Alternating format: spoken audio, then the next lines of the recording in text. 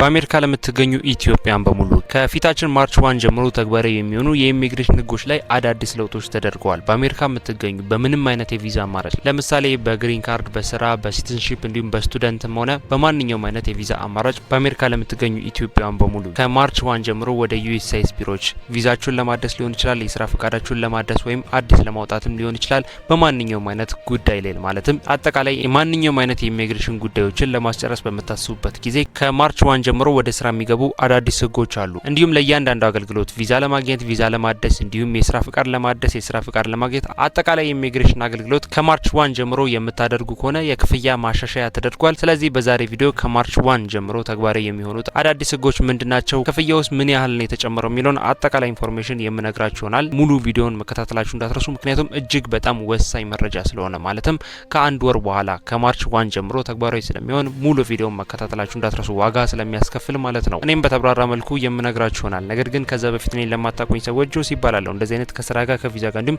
ከዩኤስ ኢሚግሬሽን ጋር የተገናኙ ቪዲዮዎች ነው ማዘጋጀው። ስለዚህ እንደዚህ አይነት ቪዲዮዎችን ማግኘት የምትፈልጉ ሰዎች ሁላችሁም ቻናሉን ሰብስክራይብ አድርጋችሁ ቤተሰብ መሆናችሁ እንዳትረሱ። ቪዲዮም ከመጀመሩ በፊት ሁላችሁም ላይክ ያረጋችሁ መጀመራችሁ እንዳትረሱ። ወደ ጉዳያችን ንግባ።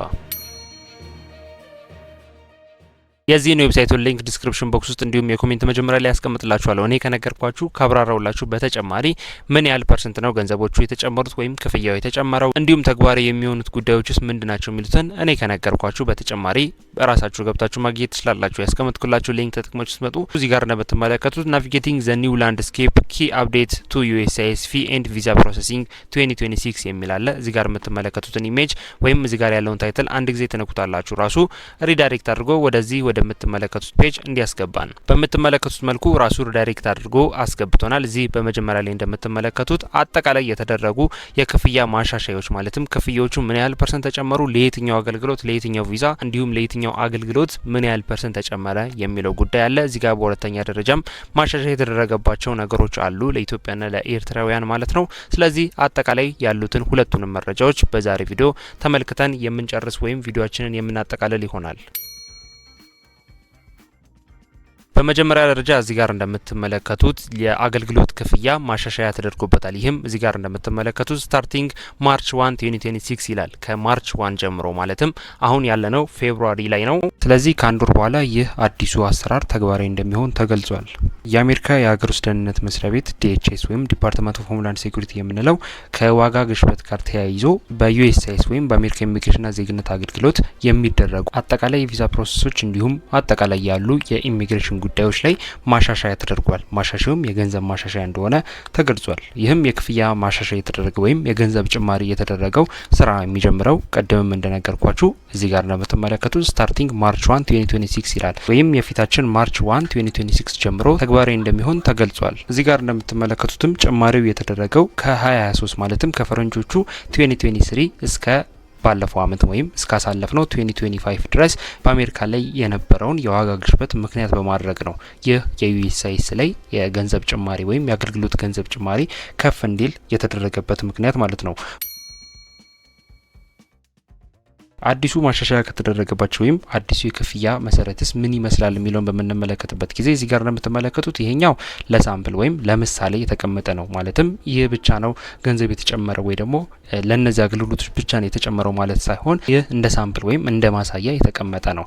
ስለዚህ አጠቃላይ ቪዛ አማራጮች ለምሳሌ ኢምፕሎይመንት ቤዝድ ለምንለው አይ129 እና አይ140 የምንለው ኢምፕሎይመንት ቤዝድ የሆነው የቪዛ አማራጭ ማለትም እዚህ የምትመለከቱት አይ129 እና አይ140 የሚባለው ፎርም ላይ በፊት የነበረው ክፍያ $2805 ነበር። አሁን ግን በአዲሱ ማለትም ከማርች 1 ጀምሮ በሚሆነው አሰራር ግን $2965 እንዲሆን መደረጉ ተገልጿል። ስለዚህ ከማርች 1 ጀምሮ ኢምፕሎይመንትን የሚመለከተው ከስራ ጋር የሚገናኙ አጠቃላይ ፎርሞችን በምትሞሉበት ጊዜ ሆነ አጠቃላይ ምንም አይነት ነገር በምታደርጉበት ጊዜ ኢምፕሎይመንት ቤዝ ከሆነ ክፍያው ይጨምራል።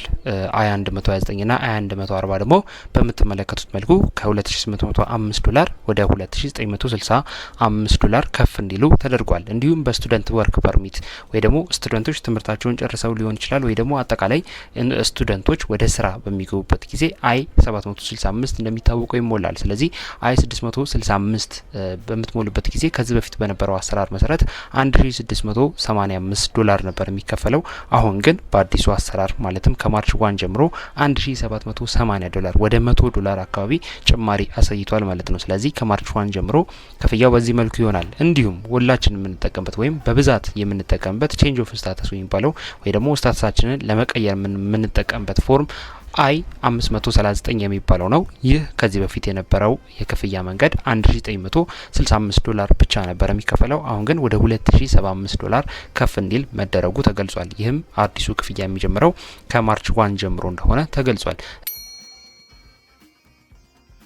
እዚህ ጋር ቀደም እንደነገርኳችሁ እዚህ ጋር የተቀመጡት ኢምፕሎይመንት ስቱደንትና ቼንጅ ኦፍ ስታተስ የሚሉት የተወሰኑት ፎርሞች እዚህ ጋር ዲስፕሌይ እንዲሆኑ የተደረገበት ምክንያት ለምሳሌ እንዲሆን ነው ወይ ደግሞ እንደ ሳምፕል እንዲሆኑ ነው እንጂ እነዚህ ብቻ ናቸው የተጨመሩት ማለት አይደለም።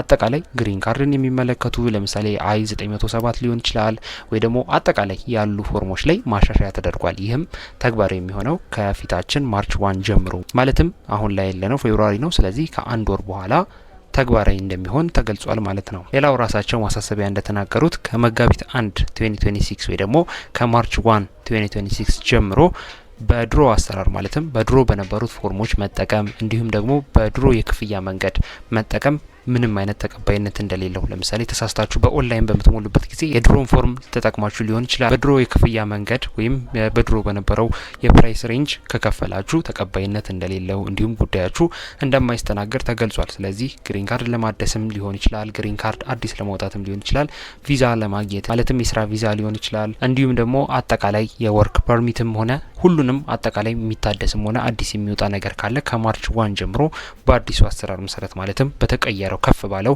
ገንዘብ ጭማሪ በተደረገበት ፎርም አካሄድ ብቻ እንደሚያደርጉ ተገልጿል። ስለዚህ በመጀመሪያ ደረጃ የፕሮሰሲንግ ፊ ከፍ እንዲል መደረጉ ተገልጿል። ይህም እዚህ ጋር እንደምትመለከቱት እንዲሁም እንደነገርኳችሁ ከማርች 1 ጀምሮ ተግባራዊ እንደሚሆን ተገልጿል።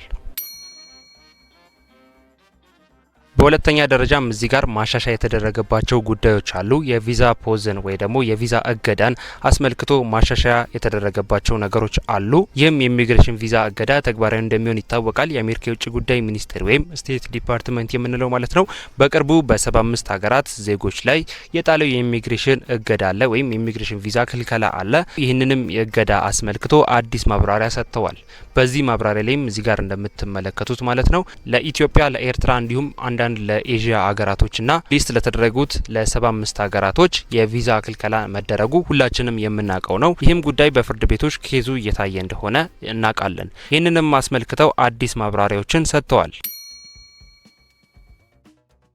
በሰጡት መግለጫ ላይም የቪዛ እገዳው ማለትም ከጥር 21 ጀምሮ 2026 ማለት ነው ኢትዮጵያና ኤርትራን ጨምሮ የ75 ሀገራት ዜጎች የመንግስት ድጋፍ ፈላጊ ወይ ደግሞ ፐብሊክ ቻርጅ ሊሆኑ ይችላሉ በሚል ስጋት የኢሚግሬሽን ቪዛ ወይም ግሪን ካርድ እንዳይሰጣቸው ታግዷል። ይህ የሚታወቅ ጉዳይ ነው። ይህ የቪዛ እገዳ ቢደረግባቸው ማለትም ግሪን ካርድ እንዳይሰጣቸውም ሆነ ማንኛውም አይነት የኢሚግሬሽን ቪዛ እንዳይሰጣቸው ክልከላ ቢደረግባቸውም ይህ ነገር የማይመለከታቸው ሰዎች አሉ ሲል ገልጿል።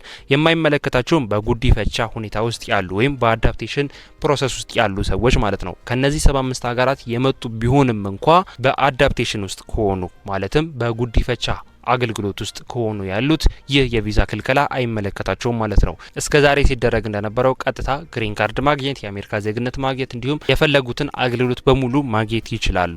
እንደሚታወቀው የአሜሪካ ዜግነት ያለው ሰው የሚያደርገው ነው ወይ ደግሞ አሜሪካ የተወለደ ሰው የሚያገኘው መብቶች በሙሉ ሙሉ በሙሉ እንደሚያገኙ ተገልጿል። ስለዚህ በጉዲፈቻ ወይም በአዳፕቴሽን ፕሮሰስ ውስጥ ያሉ ሰዎች ከየትኛውም ካንትሪ ቢመጡ እነዚህ እገዳ ከተደረገባቸው 75 ሀገራትም ሆነ ከየትኛውም ካንትሪ ላይ ቢመጡ ጉዳያቸው በስፔሻል እንደሚታይ ተገልጿል። ስለዚህ አጠቃላይ ያሉት ነገሮች እነዚህን ይመስላሉ። ሁለቱም ኢምፖርታንት የተባሉት መረጃዎች እነዚህን ይመስላሉ። የመጀመሪያው እንደነገርኳችሁ የአገልግሎት ክፍያ ከፍ እንዲል መደረጉን አይተናል። በሁለተኛም ደረጃ የአዳፕቴሽን ፕሮሰሱም በዚህ መልኩ እንደሚሆን ተገልጿል። ስለዚህ የዛሬ ቪዲዮ ይሄን ይመስል ነበር። እጅግ በጣም ኢምፖርታንት ኢንፎርሜሽን በአጭሩ እንዳገኛችሁበት ተስፋ አድርጋለሁ። ሀሳብ አስተያየት፣ እንዲሁም ጥያቄ ካላችሁ ኮሜንት ላይ ጻፉልኝ። ስለ እነዚህ ህጎችስ ምን ትላላችሁ? ሀሳባችሁን ኮሜንት ላይ አጋሩኝ። መግቢያ ላይ እንደነገርኳችሁም ለዚህ ቻናል አዲስ የሆናችሁ ሰዎች ሁላችሁም ቻናሉን ሰብስክራይብ ያረጋችሁ ቤተሰብ መሆናችሁ እንዳትረሱ። ቪዲዮንም ከመውጣታችሁ በፊት ሁላችሁም ላይክ ያረጋችሁ እንደወደዳችሁት እንደተመቻችሁ ሰብቁኝ። ምክንያቱም ላይክ ባረጋችሁት ቁጥር ምን ያህል ቪዲዮን እየወደዳችሁት እየተመቻችሁ እየጠቀማችሁ እንደሆነ ስለምረዳ በርካታ አዳዲስ የሚወጡ ህጎች አዳዲስ የሚወጡ አፕዴቶች በሚኖሩበት ጊዜ ቶሎ ተከታትዬ እንዳደርሳችሁ ይረዳኛል። ስለዚህ ሁላችሁም እየወደዳችሁት እየተመቻችሁ እንደሆነ ላይክ ያረጋችሁ ሰብቁኝ። አዲስ የሚወጣ መረጃ ካለ ወይም አዲስ የሚወጣ ማሻሻያ ካለ ቶሎ ተከታትዬ የማደርሳችሁ ይሆናል። በቀጣይ በሌላ ቪዲዮ እንገናኛለን። ለሁላችሁ መልካም እድል፣ መልካም ጊዜ።